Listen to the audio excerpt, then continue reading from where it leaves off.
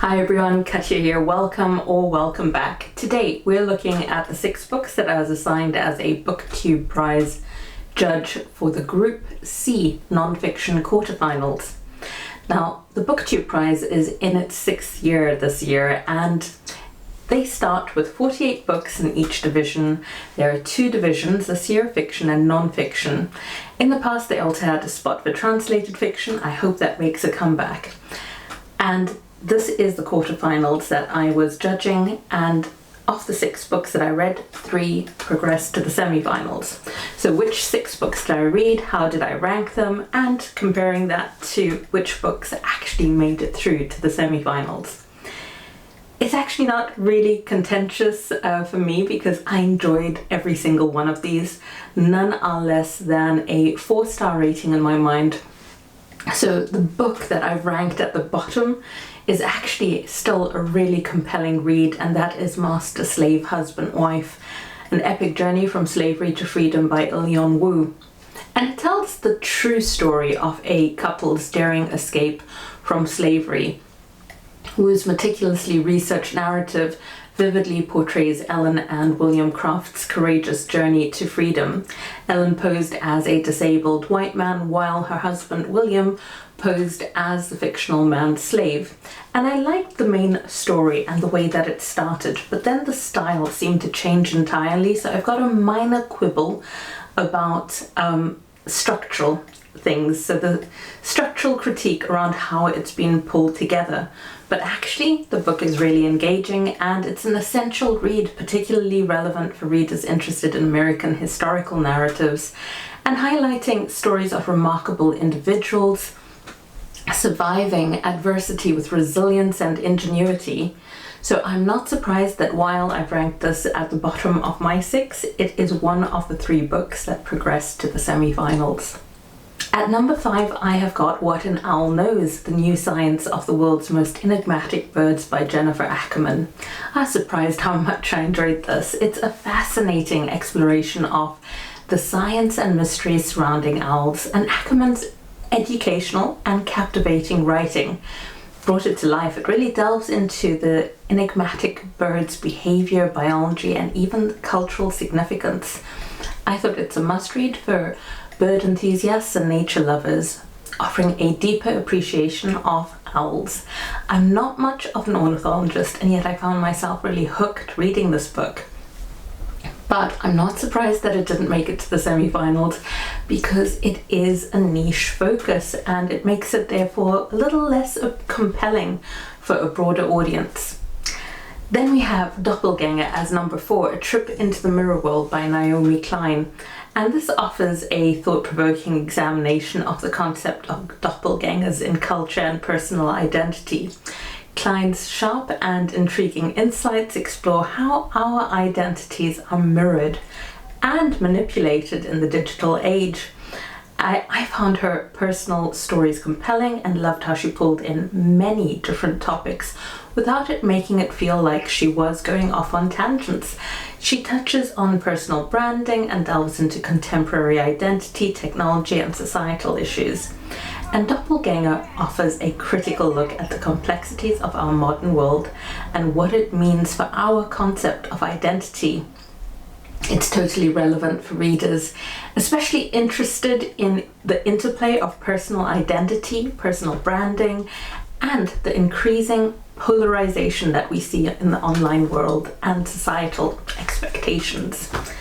Then we have my number 3, Crossings, How Road Ecology is Shaping the Future of Our Planet by Ben Goldfarb. An insightful look into the impact of roads on wildlife and ecosystems.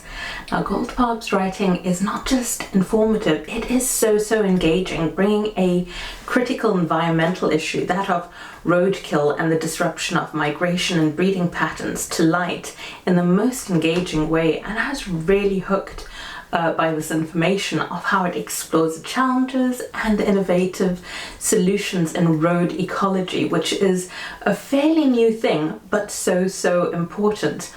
It's a compelling read, underscoring the importance of sustainable infrastructure, which can resonate globally with readers concerned about environmental conservation.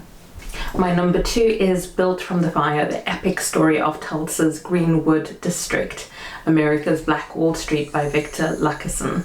It's a comprehensive account of the history and resilience of Tulsa's Greenwood District. Luckerson's exceptional research and storytelling provide a detailed and moving narrative of the community's rise, fall, and resurgence. This book is essential for understanding the impact of systemic racism and the enduring strength of Black communities in America.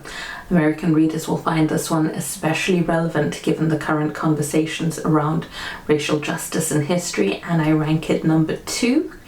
But I think that a lot of people will have ranked this number 1 in the wider pool of all of the judges for this group. Then number 1 for me, which I don't think is going to be the most popular for the overall judges, is a memoir of my former self, A Life in Writing by Hilary Mantel. This is the acclaimed author's final book, gathering all of her writings over 4 decades and pulling out the best collection of essays and reviews and showcasing her unparalleled talent for observation and storytelling.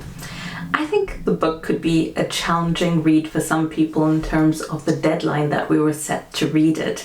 It's a sort of book where the essays or the reviews really give you a lot to ponder and think about, and even when you're finished pondering it while reading it, you want to mull it over a little bit later.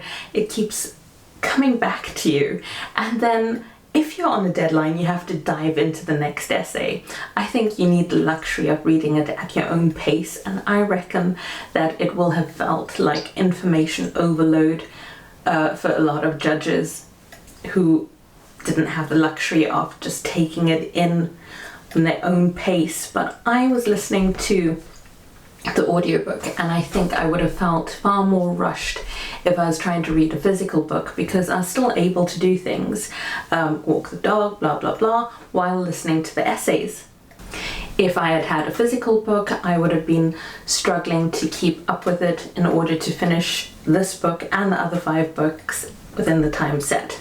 Now, the subjects range from nationalism and personal belonging to the mythic legacy of Princess Diana and themes that inspired her novels, Mantel's novels, like Revolutionary France, Tudor, England. She also delves into her own topics, her parents, stepfather, her health battles, her experience living in Saudi Arabia. I just thought that they're all such gems reflecting the brilliance of Mantel's mind and literary contributions. And I agreed with many of her perspectives, at least 3/4. I was like, yeah, I really get where she's coming from. I was disappointed it didn't make it to the semi-finals, but I'm not surprised. It will resonate with people familiar with the author or find they are interested in a number of wide-ranging interests covered in this book. Otherwise, it's less likely to feel engaging, especially if the reader feels rushed to process it all in the set time, like I said. But another thing is, because it's over the 4 decades of writing, a couple of them will feel, that's the 25% I didn't resonate with very much, they will feel a bit outdated.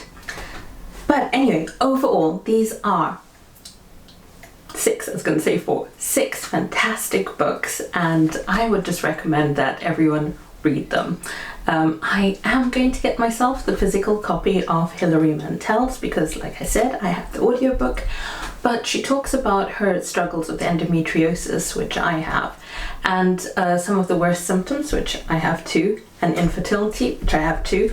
So it really resonated on a personal level. But there were so many other of her stories that I want to revisit, and I don't feel like listening to it again because there's actually 2 narrators, and I can't remember their names, but I didn't think they were that great, so hopefully I won't get in trouble for saying that. I'll put up their names, but I definitely want a physical copy to dive into on my own. So given that I loved all 6 books, they're such compelling narratives and have significant themes that are just really topical at the moment. Yeah, I don't mind which ones went through. I was happy for any of them to go through. The dream would have been to see Mantel get in there, but I understand why she didn't. I think that the ones that did progress, Doppelganger, Master, Slave, Husband, Wife, and Built from the Fire, had the right mix of readability and engagement for this group's entire pool of judges. I think I only put one of them into my top 3 because they are more relevant or resonant books for readers with a closer personal experience of American culture and history than I have. So I would love to hear your thoughts on these books.